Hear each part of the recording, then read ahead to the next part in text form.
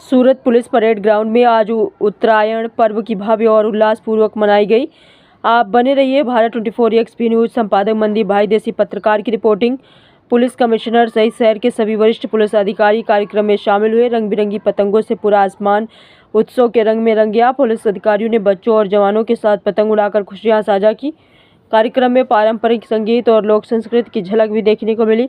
सभी पुलिसकर्मियों ने एक दूसरे को उत्तरायण की शुभकामनाएं दी। उत्सव के दौरान मिठाइयों का भी वितरण किया गया।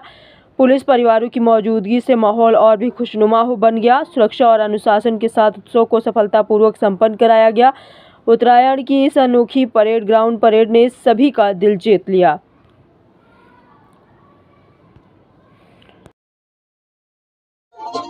गली से आई हंसती हुई, कहाँ ये नई पतंग है, ले लो।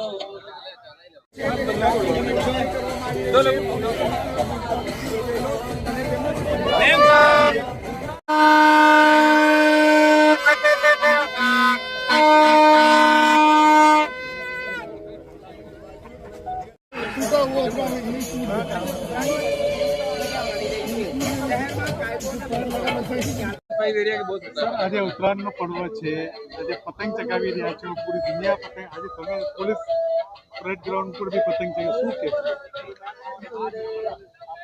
પૂરા ગુજરાતમાં અને સુરત શહેરમાં આજે મકર સંક્રાંતિનો પવિત્ર તહેવાર છે।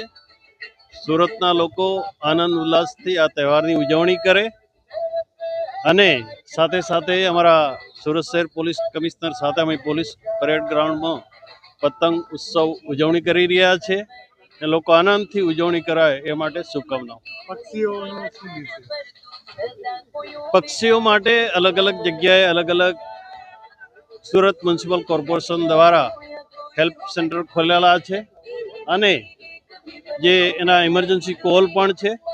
જરૂર જણાય ત્યાં તાત્કાલિક ઇમરજન્સી સર્વિસમાં પક્ષીઓને મોકલવામાં આવશે અને એમની સારવાર કરવામાં આવશે। આ સામાજિક તત્વોને આ વિષયમાં શું? આજના પવિત્ર મકર સંક્રાંતિના તહેવાર પ્રસંગે પોલીસ અસામાજિક તત્વો જોડે કડકાઈથી કામ લેશે અને સુરત શહેરમાં કોઈ કાયદો અને વ્યવસ્થા બગડે નહીં એની પૂર્વ તૈયારી અમારા પોલીસ કમિશનર દ્વારા સૂચનાઓ આપેલી છે। मैम पहले तो आपका नाम?